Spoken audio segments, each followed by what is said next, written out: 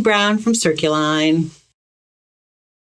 I was born in Amherst, New Hampshire, a little hamlet in the southern part of the state between what were kind of considered cities, Manchester and Nashua. But at that time, we were considered the greater Boston area. I was the beneficiary of older siblings with great taste in music. So I think I was 4 when I would let my hair grow really long, and I wanted patent leather boots and a leather skirt like Nancy Sinatra. These boots were made for walking. And of course, I'd take my hairbrush, and that was my microphone, and I'd dance around the living room. Then I was also really big into Petula Clark at around the same age. Downtown was a biggie. But my siblings would then bring home things like, Eric Clapton. And I have a very distinct memory of hearing Layla. And I was really little. My sister and brother were having a party, and I went down, and I remember the first time I heard Layla. And also, they were big into the Beach Boys. I remember all that stuff. But also the associations, the Cowsills. Because of Sally, my older sister, I was totally I loved Dionne Warwick and Burt Bacharach and all of that whole genre of music. Later, I got really into Joni Mitchell, and that has never gone away. I'm still a massive Joni Mitchell fan, and I followed her career through all her musical evolutions. Bonnie Raitt was a biggie. Linda Ronstadt was a biggie. Anybody I could try and sing. You wouldn't know it now when you hear me sing, but I was actually a lyric soprano for most of my early years. And so singing Joni was great. Really informed a lot of what I want to sing in addition to what I like to hear. And because that love for sort of the singery songwriter, chick poet singers, that's morphed into my tastes now are Jonathan Brooke, Sarah Bareilles. I've always loved anything that Annie Lennox has done. I think her voice is amazing. And I still love hearing those old like Medusa or Diva or any of those post Eurythmics phase of hers was extraordinarily good. Well, my first singing gig was when I was 15 in a biker bar with my guitarist friend. We started playing in bars when we were really young, and that kind of morphed into me having that same kind of gig later with different guitarists. But I was also, at the age of 22, I got my Actors Equity Card, which is the union for actors. I was really lucky right out of the gate at a professional theater that wanted to give me my card, and it launched my whole theater thing. I've never really loved, probably sacrilege to say, I've never really loved doing musicals per se. If it came up, if a straight play came up opposite a musical, I would always opt to do the straight play. I really like my singing on a stool or in a band. It's just weird. But I do musicals. I've done musicals because I could. And those were incredibly challenging experiences. Plays like Evita or Mama Rose and Gypsy, those are hard things to do musically.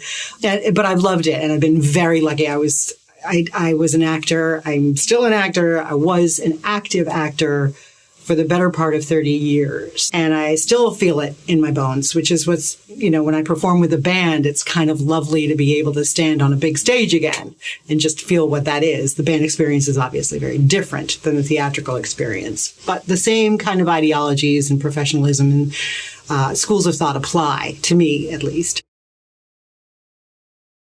My musical education, in spite of my trying to thwart it at all costs, my musical education was really good. A lot of it started at home. My mother was an opera singer. She could do the high notes. She was never really a lyric, probably just a legit soprano and then a contralto later in her life. My father could sing. Everybody can sing in my family. So that was part of it.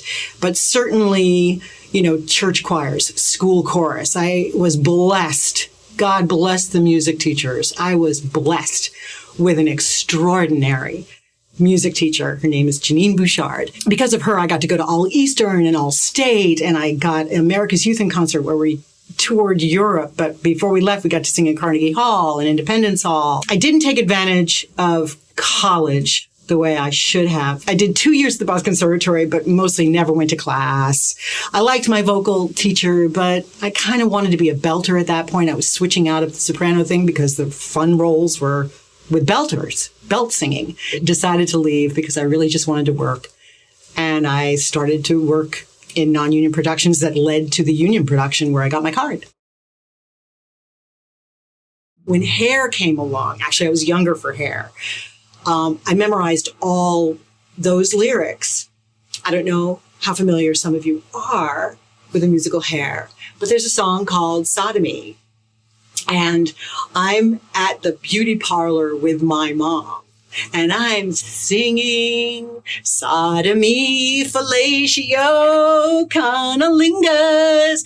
And everybody is just frozen. They're wondering what this child is singing and why. Yeah, that was funny.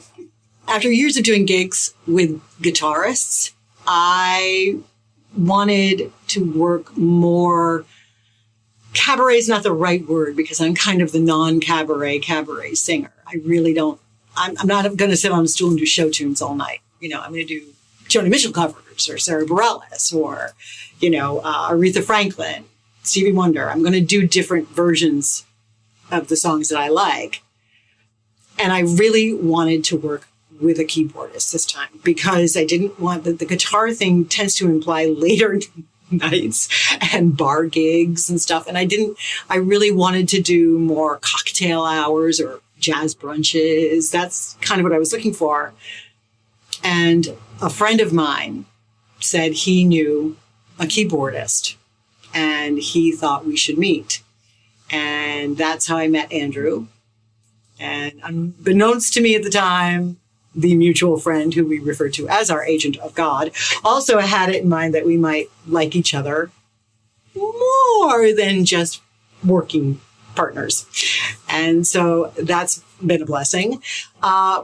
When he first got into Downing Gray, they needed somebody to do the backup singing on a Pink Floyd tune. And so I was called in, and I have this short-lived tenure with Downing Gray before we decided to start writing our own music. This third album is terrifying in a lot of ways because we're writing everything ourselves. Andrew is a very good motivator. He loved the way I write and encouraged me. I never would have delved into any of this without his instigation in this, and I'm very grateful. Once I started, it was kind of bizarre. I get reams of paper and just start writing down poems more. Definitely, I did not, and I do not write thinking I'm going to write a song. I kind of do a brain dump of poetry and then extract things that work musically. It's a wonderful thing to discover at this point in my life that whether it's good or not, it kind of flows from me naturally now. I care about a lot of things. So ergo, I'm going to write about the things I care about. I think it's informing a really eclectic kind of departure in some areas for this band, but also a really new step into how we'll be able to perform them too, because it's a whole different vibe singing the lyrics that I wrote. I love being in Circuline because I am a part of something that is not a hobby to us. This is the business and art of making music we love, hoping and praying that others like it too. We devote a lot of time and money to this, and the commitment is the most important thing, the commitment to the vision, the commitment to the professionalism, the commitment to how we want to be perceived, our aesthetic, which is changing. We nurture this and we protect this. We are so lucky now that we have a much more cohesive group of people in this endeavor. We are very grateful for the people who helped get us here, but this feels really as it should now moving forward. You have to have that cohesive thing. It has to be a mutual commitment of everybody and an understanding of moving forward together. We absolutely could not do this without people supporting us, buying our merch and making nice comments. And the next time we have a show, showing up for the show, paying the money and coming to see us. We don't take that lightly ever. We will never be able to express the gratitude we have for y'all still being here and hanging in with us and liking our music. And it is really a blessing and an honor. And we hope to do it until we drop. I'm Natalie Brown from Circuline, and this is our Meet the Band series.